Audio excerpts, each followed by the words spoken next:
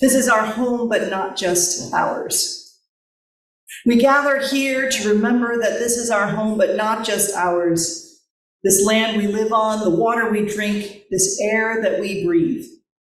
These old hills and mountains and plains that hold us steady to our ground. These forests that give us their healing green, these flowers that give us their beauty and fragrance. These fields that give us our daily bread, these stars that show us our place. The wilderness and the tame backyards, all of it our home. We remember the ancestors who have lived on this land and those who have shaped it.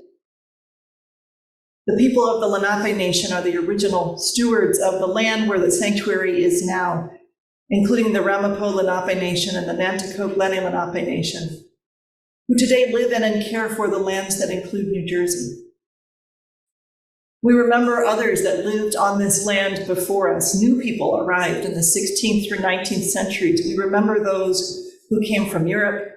We remember people of African descent, both enslaved and free. We remember new arrivals from around the world. We remember generations of people who called this land their home. We remember the farmers, the hunters, the immigrants, the artists, the families, the explorers, the business people, the engineers, the builders, the scientists, the teachers, the workers, the leaders. We inherit their choices. We honor the animals and creatures that have made their home in this land, the ones here now and the ones that used to be here. We envision the future generations who will live on this land and let their voices fill our hearts. We gather here to remember that this is our home, but not just ours. In memory and hope we gather. Let us worship together.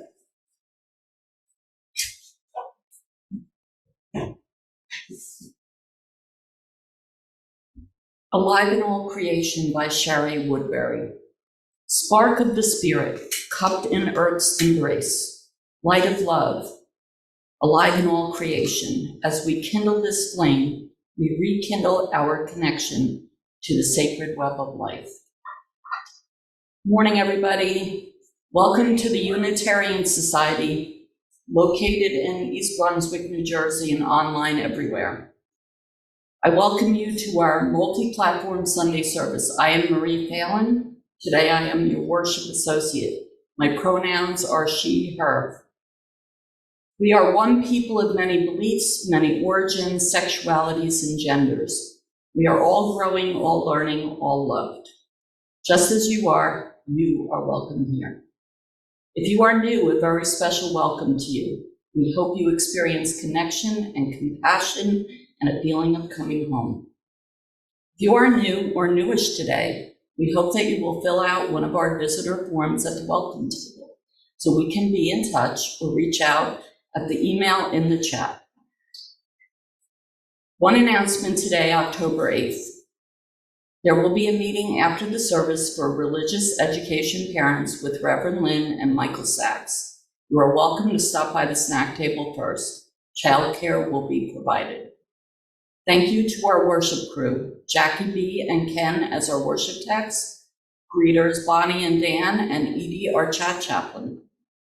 For those in the sanctuary, please place any device you have in worship mode, no sounds or flashes. Though you are welcome to take photos, especially if you share them with us, by emailing them to tuss@comcast.net. Let yourself settle into this shared space. The time for raising up that which is worthy. And now let us join in saying our bond of union, one of our founding documents of the congregation.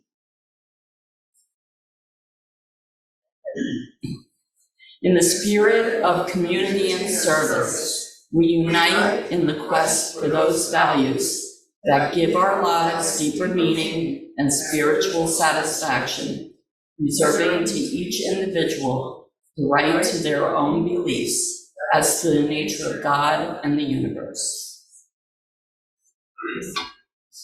So our opening hymn is number 1010 in the teal hymnal. We give thanks. Let's sing it twice, so we can be really thankful.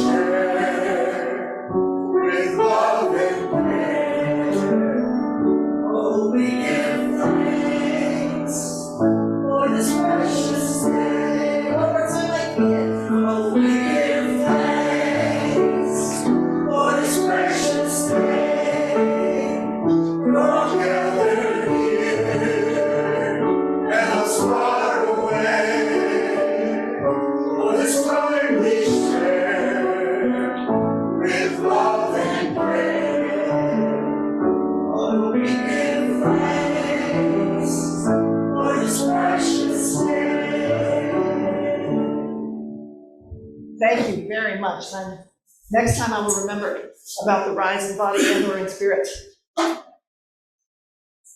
So this is a story that we are all a part of because we are all part of the earth and its cycles of growth and return. This story is adapted from the book Trout Are Made of Trees by April Pulley Sayre. I don't know if the story happened exactly this way, but I believe it's true. In the fall, the trees let go of leaves, which swirl and twirl and slip into streams. They ride in a rush over rocks and over rapids. They snag and they settle soggily down. Bacteria feed on the leaves. Algae grow, softening surfaces. Next, the shredders move in. Crane flies and caddisflies, shrimp and stoneflies shred the leaves, rip and snip, rip and snip. And they eat the algae-covered leaves, and that becomes part of them. Meanwhile, the predators are swimming and stalking. Crunch, there go the caddisflies. Munch, there go the stoneflies. Now the leaves have become part of the predators. Trout join in, swim and snap. Fins flick, rush, zap. Then they eat the dragonflies and the caddisflies and the stoneflies and the minnows. And now the leaves have become part of the trout. Trees shade the stream and keeps it cool for spawning.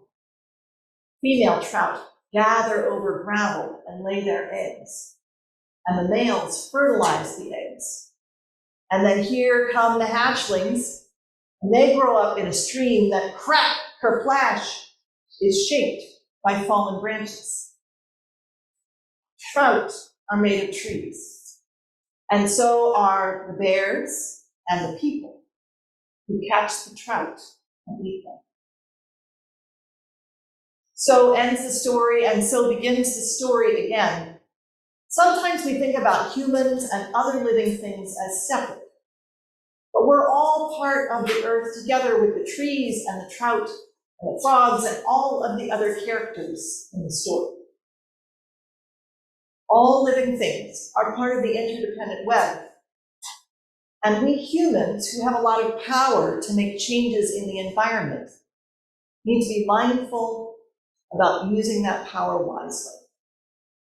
It's up to us to remember our debts and our responsibility to the other beings with whom we are connected. The trout and the trees and the bears and the frogs are our neighbors. Some would say our relatives. So as all of us go about the rest of our day and our week, let us be mindful of our choices and let us cultivate practices like gratitude and reciprocity so that we can care for our interdependent web. So let's sing together as the children, youth, and their advisors head to Spirit Lab. We're going to sing.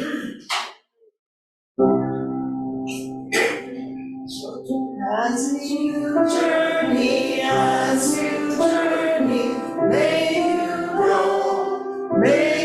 grow, love and hope go with you, love and hope go with you, learn and grow, one more. As you journey, may you grow, love and hope go with you, love and hope go with you, learn and grow,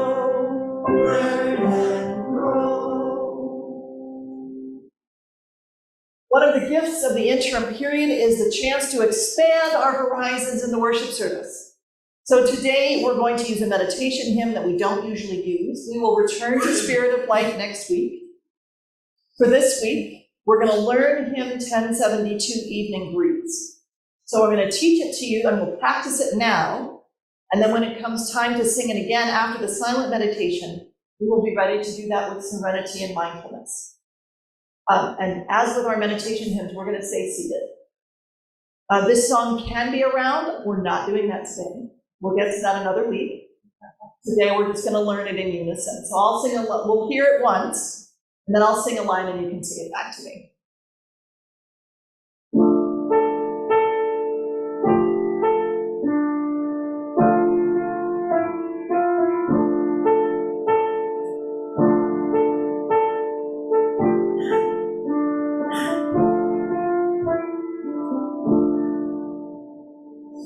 Evening breeze, spirit song.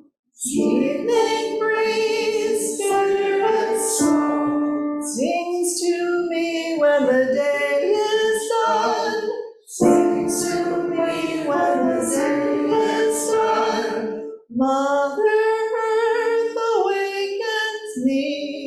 Mother Earth awakens me.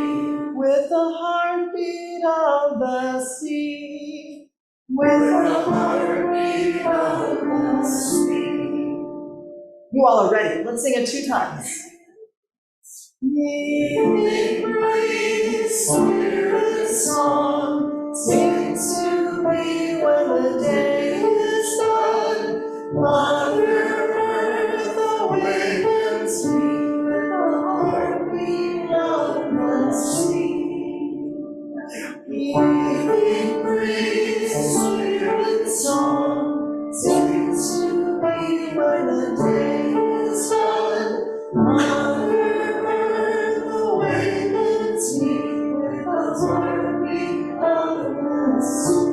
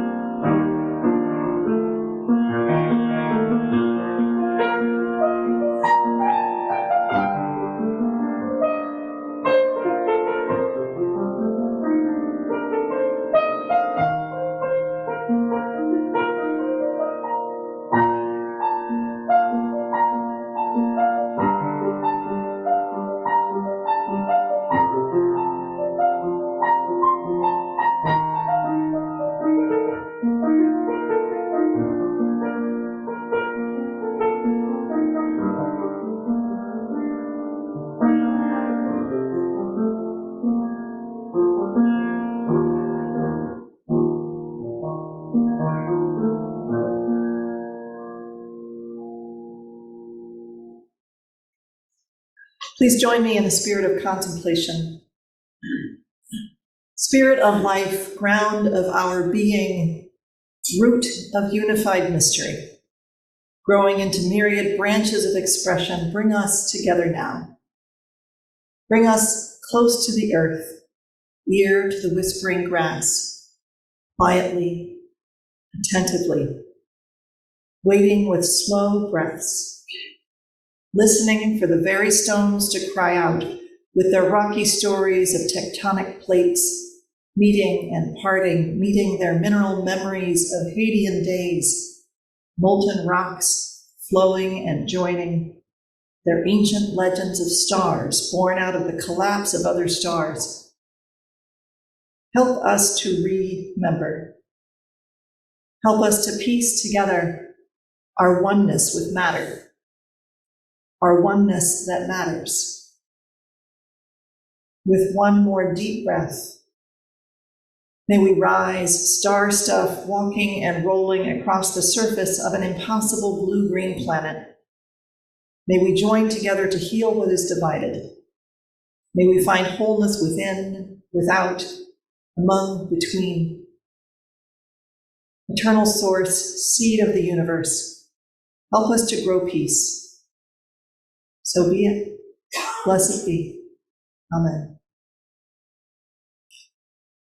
As these words echo in our hearts and the sound of the singing bowl resonates, we will hold the silence, followed by singing Evening Breeze 2 times while seated.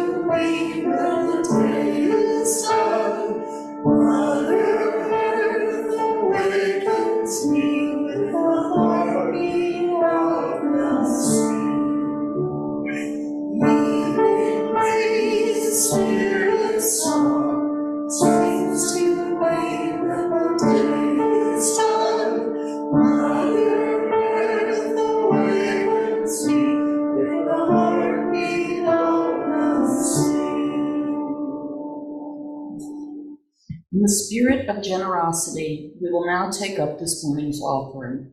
If this is your first time joining us, please be our guest and let this service be our offering to you. We invite you to use the link in the chat, the QR code for Breeze Giving on the screen, or the basket in the back of the sanctuary to give as part of what we call the change, turning what was once the change in our pockets into the change we want to see in the world. Most weeks, half of our donation goes to sustain this congregation and the other half to a community partner living our shared values. This week's partner is Food and Water Watch. Food and Water Watch fights for safe food, clean water, and a livable climate for all of us. They organize people around the country to build political power and mobilize at the local, state, and federal levels to win the fights that they feel others are afraid to take on. Their beliefs include a healthy and livable planet, human dignity, justice for all, economic fairness, and real democracy.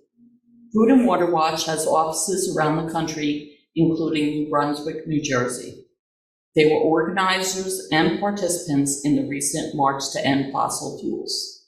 May your generosity heal the world and strengthen your heart.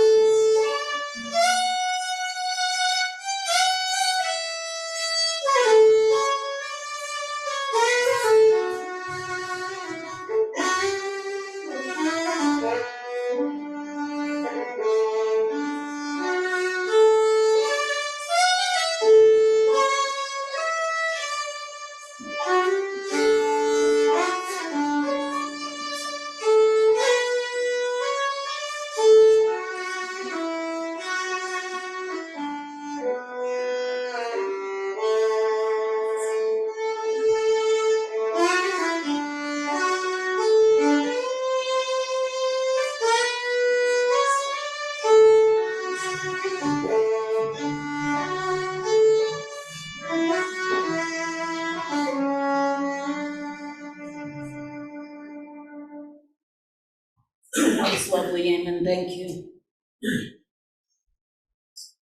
This is an excerpt from Braiding Sweetgrass, Indigenous Wisdom, Scientific Knowledge, and the Teaching of Plants by Robin Wall Kimmerer.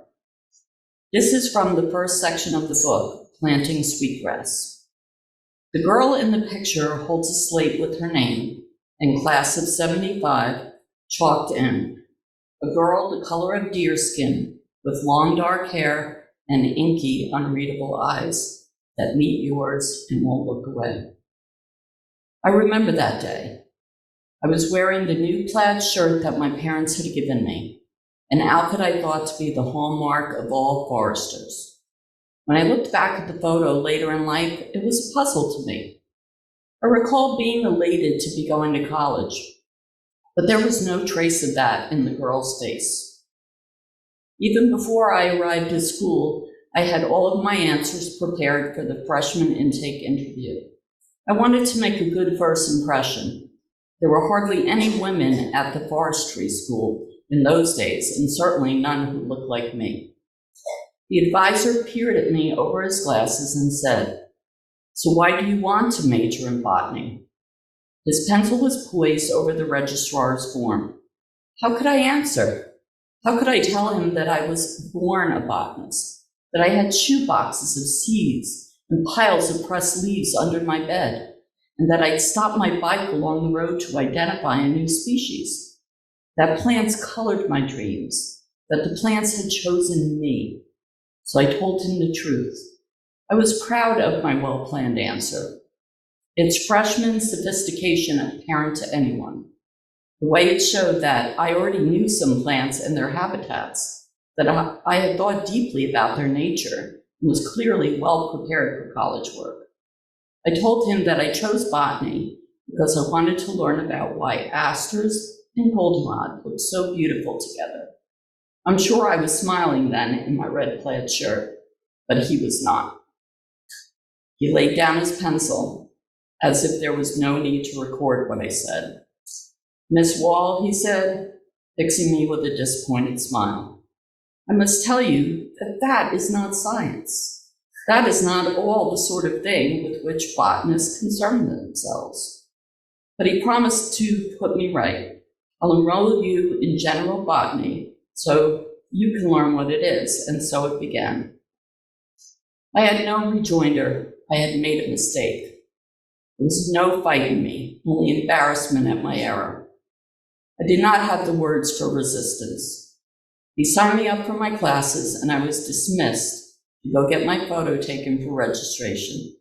I didn't think about it at the time, but it was happening all over again, an echo of my grandfather's first day at school, when he was ordered to leave everything, language, culture, family, behind. The professor made me doubt where I came from, what I knew, and claimed that his was the right way to think. Only he didn't cut off my hair. Dr. Wall Kimmerer describes her academic journey through earning her PhD and beginning her first faculty position and a chance encounter that brought her back into Indigenous community. She relates how she learned to integrate different kinds of knowledge together, even as she learns more from each sphere she goes on. Our eyes are so sensitive to purple and yellow wavelengths that the cones can get oversaturated and the stimulus pours over onto the other cells. A printmaker I know showed me that if you stare for a long time at a block of yellow and then shift your gaze to a white sheet of paper, you will see it for a moment as violet. This phenomenon, the colored afterimage, occurs because there is energetic reciprocity between purple and yellow pigments, which Goldenrod and Asters knew well before we did. If my advisor was correct, the visual effect that so delights a human like me may be irrelevant to the flowers. The real beholder whose eye they hope to catch is a bee, bent on pollination. Bees perceive many flowers differently than humans do, due to their perception of additional spectra, such as ultraviolet radiation. As it turns out, though, Goldenrod and Asters appear very similarly to bees' eyes and human eyes. We both think they're beautiful. Their striking contrast when they grow together makes them the most attractive target in the whole meadow, a beacon for bees. Growing together, both receive more pollinator visits than they would if they were growing alone. It's a testable hypothesis. It's a question of science, a question of art, and a question of beauty. Why are they beautiful together? It is a phenomenon simultaneously material and spiritual, for which we need all wavelengths, for which we need depth perception.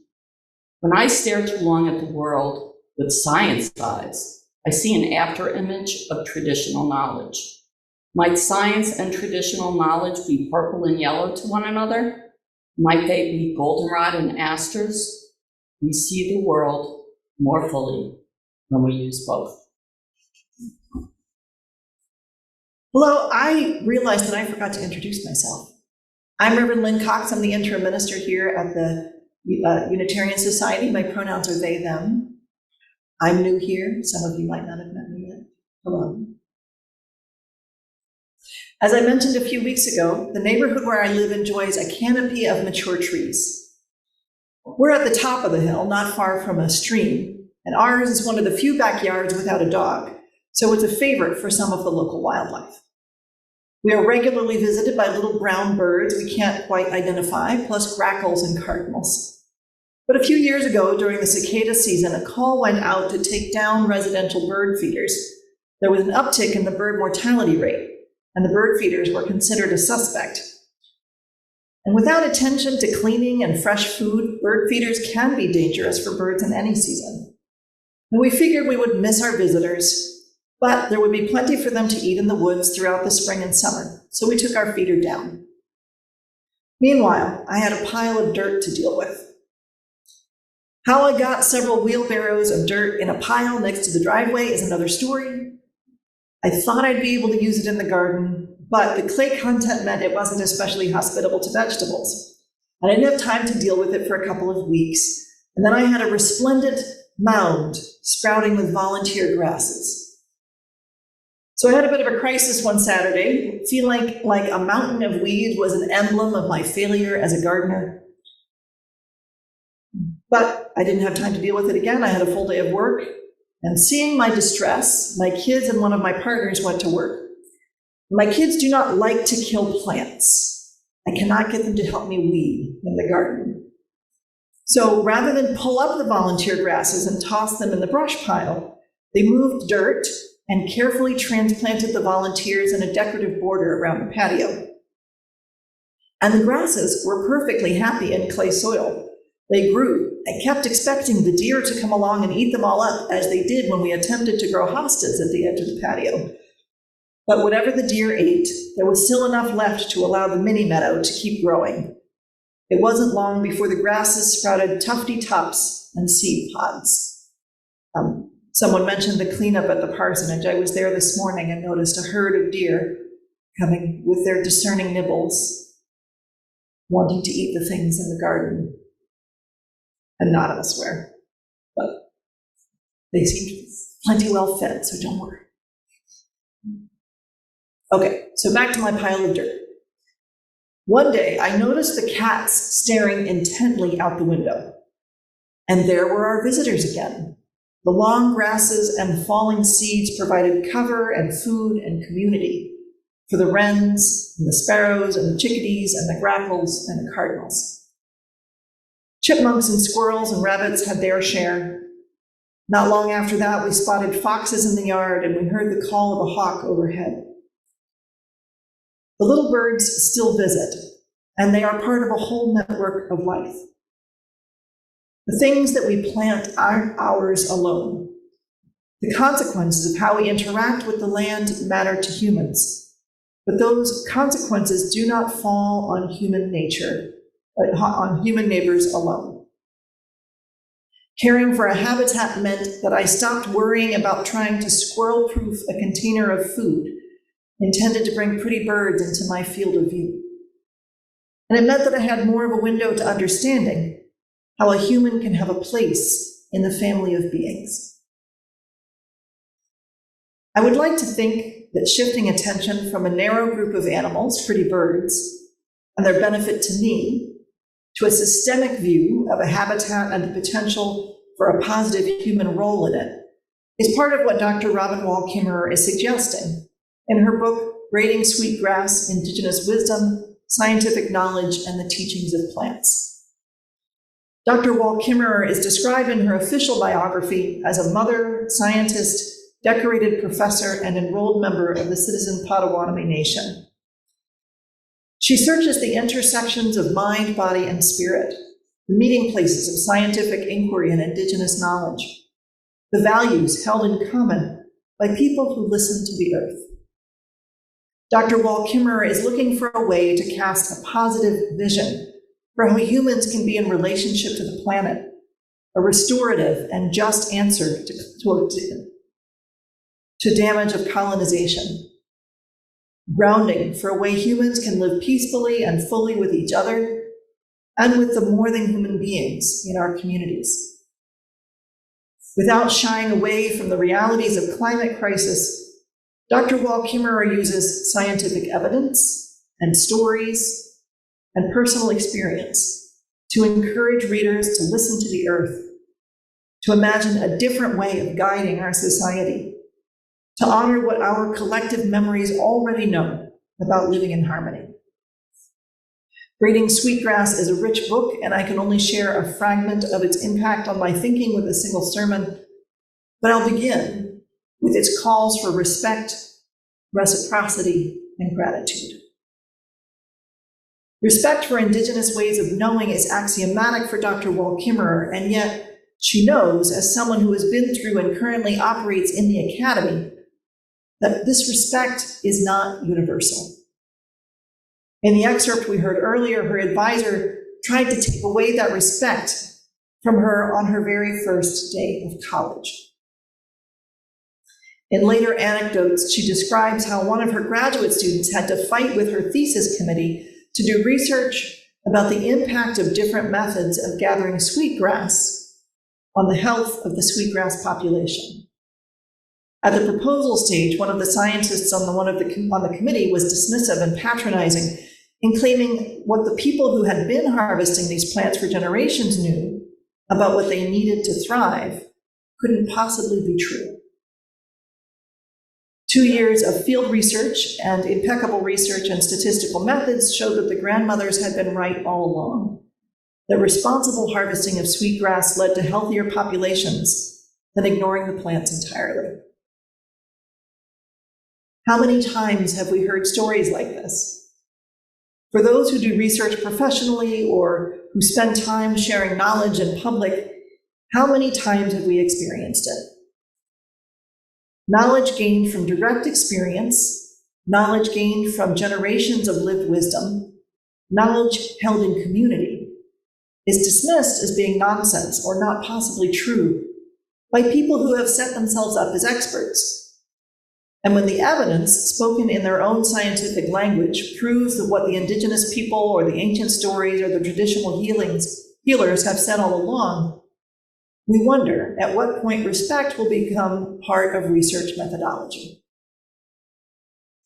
In 2021, there was an article describing fossilized human footprints that were found in New Mexico, pushing back the earliest evidence of human habitation on this continent.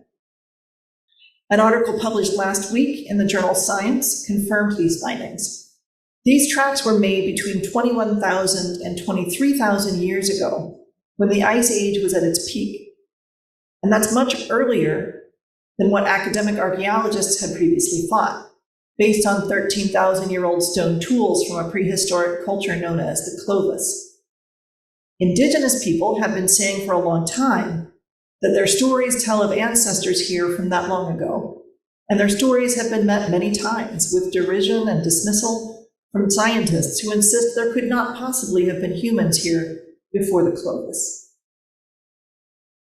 Similarly, when modern European people first encountered Paleolithic cave art that depicted animals with multiple heads or limbs, it was assumed that these drawings were primitive or unskillful, or perhaps depicting some kind of mythical, oddly shaped creatures. But now researchers are realizing that flickering lamplight turned these paintings into animations, and they may have been arranged on the walls in sequence, with each scene being illuminated by a different lamp. If we assume that all of history and geography is a march of progress, and that modern people of European descent have the most knowledge of all things throughout history, we will miss knowledge held in other times and by other cultures that the Western tradition doesn't actually know. Once we look back and see that those of us trained in the Western academic tradition might have gotten some things wrong about history, perhaps we'll be ready to open ourselves to the idea that there are things that we don't know about the present or about how to approach the future. And this is where braiding sweetgrass comes back into the story. It is vitally important to the survival of the planet that we look at all of the ways available to us to support the Earth's ability to heal. It is vitally important that we relate to each other on an individual and neighborly and world community level differently than we have under colonization and industrialization so far. Dr. Wall Kimmerer says that the Earth is asking us to change our worldview. She's not a science denier, she's a scientist herself. She uses microscopes and statistics and peer-reviewed journals and all of the tools of that world. She's saying that science is only one source of knowledge. It is good at answering the questions it was designed to answer. And there are questions that science was not designed to answer. Dr. Wall Kimmerer weaves together these three strands of knowledge: indigenous ways of knowing, Western science ways, and knowledge gained from observing the plants themselves. By moving through different ways of knowing, the different kinds of questions, we might learn what we need to know to help the planet survive. Much of what has to change is human behavior, and for human behavior to change, we have to address questions of meaning and purpose and emotion and belonging. And so we bring respect back into the equation by respecting indigenous ways of knowing, by respecting traditions and cultures who value their relationships with more than human living things. We can begin to address meaning and purpose. We can begin to learn ways of interacting with the interdependent ecosystems where we live, that is the laser focus of Western science may have missed. You may remember the 2019 UN report on biodiversity. It was yet another study that brought us face to face with the urgency of addressing environmental justice. One of the findings of that report was that nature managed by Indigenous peoples and local communities is under increasing pressure, but is generally declining less rapidly than in other lands. Here in the United States, our governmental policies are only just beginning to acknowledge the value and importance of guidance from and partnership with Indigenous people in the management of parks and reserves and open spaces. When and where to cut down trees, which plants to harvest and how, sustaining balanced populations of wildlife, are all questions that the local Indigenous people have already studied over generations. Historically, our government has forced Indigenous people to leave what we call public lands and has punished Indigenous people for practicing what they know about managing those lands, to the detriment of the land and all of us. Hostility to Indigenous people and the celebration of colonization continues to this day, as demonstrated in the attempted murder of Indigenous activist Jacob Johns on September 28th during a peaceful protest against a new conquistador monument. Even as oil becomes a riskier and less lucrative source of energy given the advances in renewable energy, Indigenous people and Indigenous lands are still being attacked and exploited for the benefit of oil pipelines. From national parks to the energy grid and all of our public policies, we should advocate for respect for Indigenous ways of knowing. Respect on the individual level is a reflection of respect as a cultural value. On a small scale, one outgrowth of that respect can also be viewed as reciprocity. We value the practice of giving, not just taking, in our relationships with other beings. Dr. Wall Kimmerer outlines some of the common themes about wise, respectful, and reciprocal actions in relationships to plants and animals. And this system is called the honorable harvest. And she says there aren't written rules in the honorable harvest, and different cultures will express them in different ways, but it generally goes like this. Never take the first so as to avoid taking the last. Ask permission from the plant or the animal or other being. Listen for the answer. Take only what you need. Use everything you take. Minimize harm in the way you harvest, and this can include new technologies for harvesting. Be grateful. Share what you have taken. Reciprocate the gift. Dr. Wall Kimmerer says that reciprocity, giving back, keeping the circle of generosity flowing, is foundational to honorable, wise, and sustainable ways of being. In my garden over the last month or two, the plants that are hanging on the longest are the cherry tomatoes, at least the warm season plants. I do still have carrots coming in. But the warm season plants that are hanging on are the cherry tomatoes. At the beginning of the season, I had a little fun joking about squirrels with larceny in their hearts. And I had some frustration about the bugs who wanted to turn my garden into their nursery. But if nothing else is trying to eat your garden, something is wrong.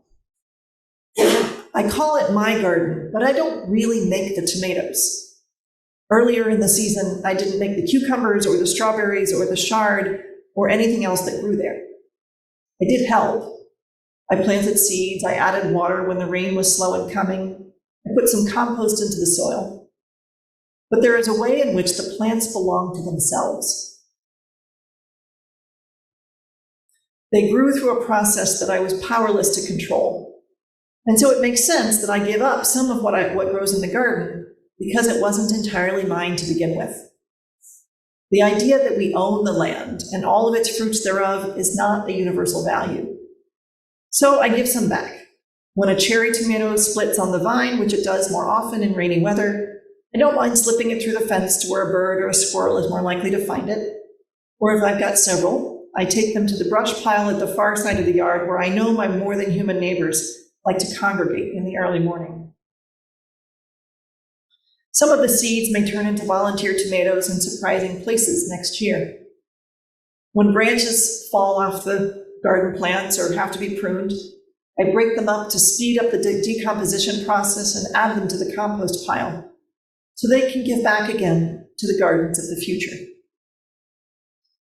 With inspiration from this book, I'm looking and listening more carefully in my harvest. Is this tomato ready to come inside? Does this tomato prefer to go directly into the compost? Does this tomato need more time on the vine? Asking permission and waiting for an answer doesn't need to be imaginative or speculative.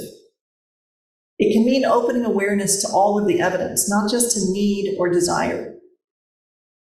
Check the color, check the other vines nearby, the overall signs of health on the plant. Lately, I'm taking time to be grateful for each small tomato and to think of new ways to share the gift. Oh, I brought some today. And I'm thinking about how to give back. What else does this garden need as the season comes to a close? What else does the other land around me need?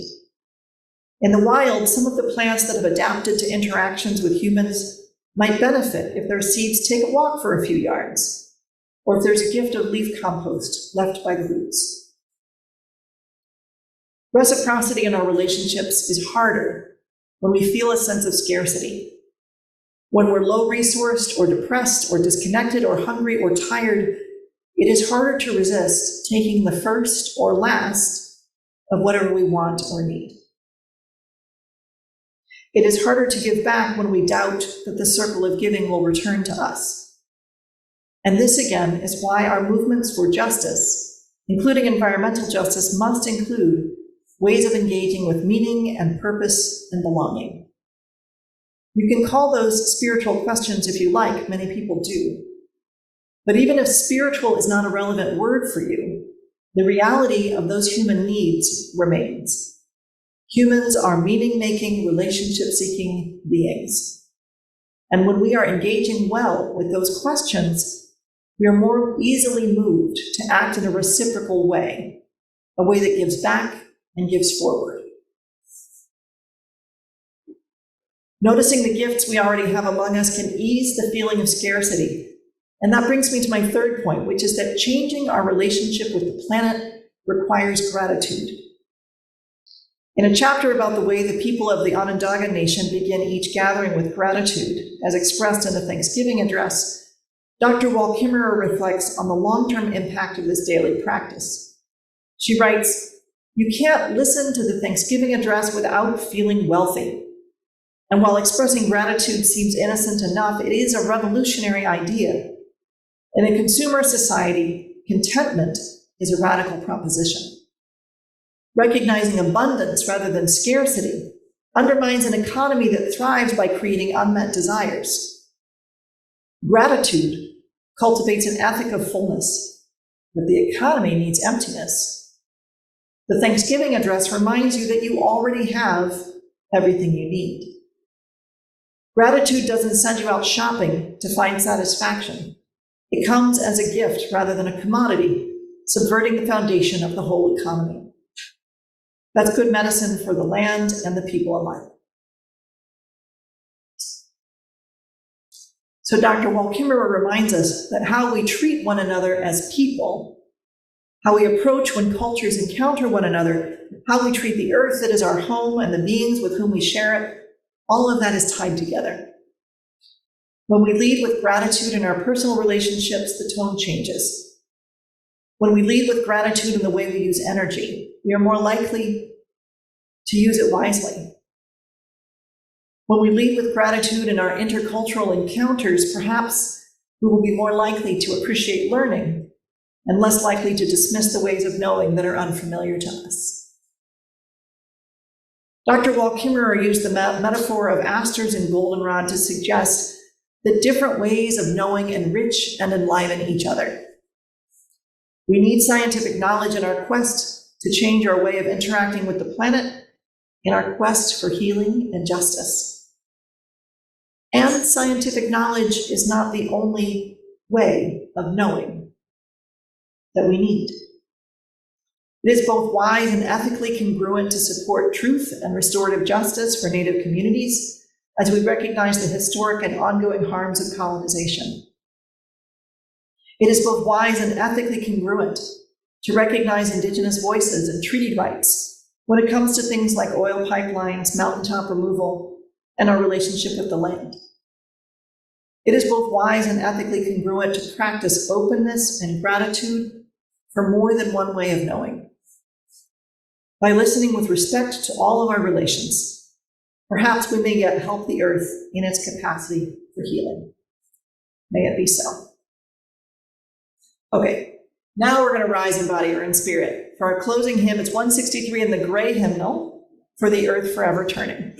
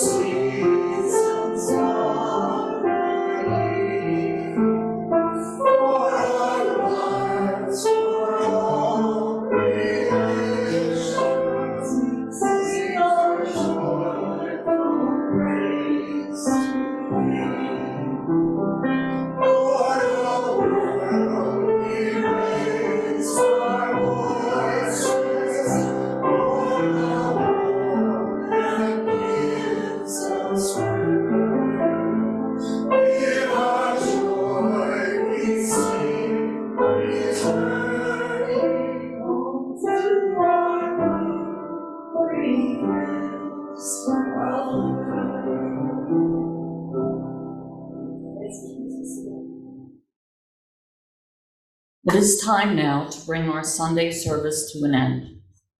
After we speak in unison the words for extinguishing the chalice, I give the closing words. Those here in the sanctuary are invited to say goodbye to those attending on Zoom, followed by the postlude. Flu season has begun, so we are not going to all come to the front of the sanctuary to wave goodbye. So we can spread out a little and face the camera from wherever we can see it. But first, some words for closing. Let us speak these words in unison as we extinguish the chalice. We extinguish this chalice, but not the light of truth, the warmth of community, or the fire of commitment. These we carry in our hearts until we are together again. Words from my colleague Sam Trumbore: go forth in simplicity. Find and walk the path that leads to compassion and wisdom, that leads to happiness, peace, and ease. Welcome the stranger and open your heart to a world in need of healing. Be courageous before the forces of hate. Hold and embody a vision of the common good that serves the needs of all people, all beings. Go in peace, return again in love. Say goodbye to our Zoomers. Bye, thanks for coming. See you soon. Bye.